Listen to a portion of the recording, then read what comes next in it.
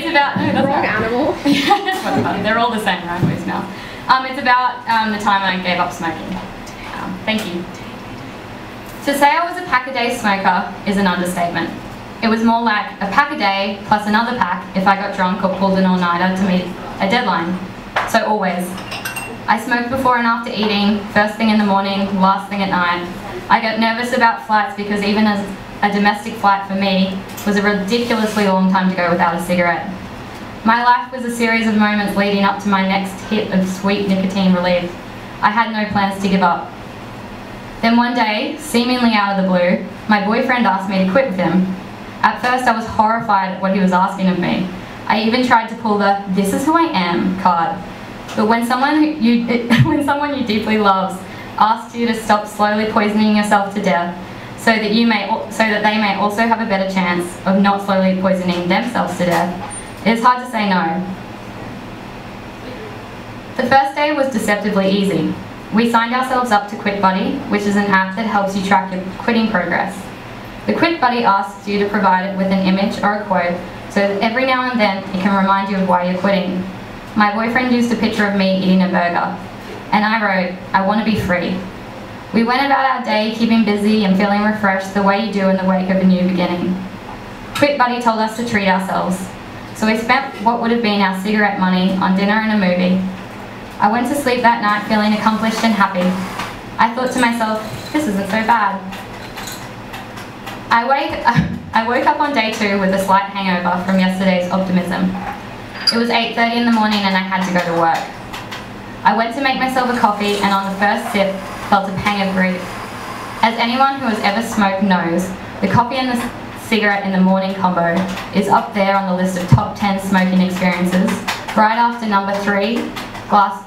right between number 3, glass of red wine and a cigarette, and number 1, post-sex cigarette. I poured my coffee down the sink and had a green tea instead. I work as a bartender. In hospitality, smoking is practically part of the uniform.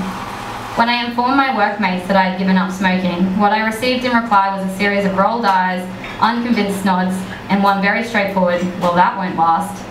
The day only got worse from there. I was stranded in my quiet bar, pacing up and down like a caged lion, sucking desperately on lollipops and trying to act normal. On day 3, I found myself in my kitchen, crying into my 100th cup of green tea. I couldn't believe I had allowed something as stupid as cigarettes to have so much control over my life. At the same time, I was questioning whether I could ever be happy without them. By day 4, I was a complete emotional wreck. The worst part was that my boyfriend wasn't showing any symptoms of withdrawal. I couldn't help thinking, you did this to me, this is your fault, why aren't you suffering? I went to yoga to calm down, but halfway through the class, while attempting a backbend, I was suddenly reminded of a time when I was a kid in gymnastics class, and my teacher had laughed at my forward roll. I burst into tears. I was so distracted leaving yoga that I stepped in front of the bus I was supposed to be catching and scared the shit out of myself and the driver. The bus drove off without me. I chased it down the street, determined to give the driver a piece of my mind.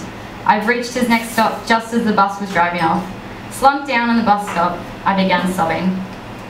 Not knowing what else to do, I called my mother. I bawled to her on the phone about my childhood gymnastics teacher and the mean bus driver who had almost killed me and my horrible boyfriend who wasn't showing a single sign of withdrawal. She suggested I up the nicotine dosage. I told her I'd quit cold turkey. She told me that was the stupidest thing she'd ever heard. I went and brought her some nicotine lozenges. The lozenges made a difference. By day 5, the cravings had diminished significantly. I was able to get through an entire work shift with only a mild threat of insanity, which had as much to do with the nature of my job as it did with cigarette withdrawal. I was able to walk around the streets like a normal human without the risk of impromptu crying or spontaneous fits of rage.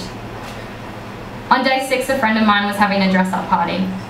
Most people choose to avoid socializing in their first few weeks of quitting in order to avoid temptation, especially when alcohol is involved.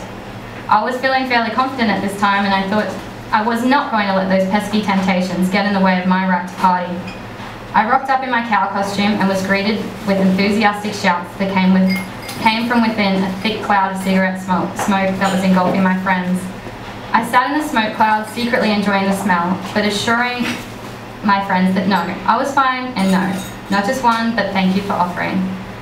The thing about being a chain smoker is that you're used to constantly having something to do with your hands in social situations. And so, with no cigarettes, I found myself going through drinks more quickly than I was used to. Long story short, I got plastered. The last thing I remember is being on the dance floor, yelling at someone about how I was going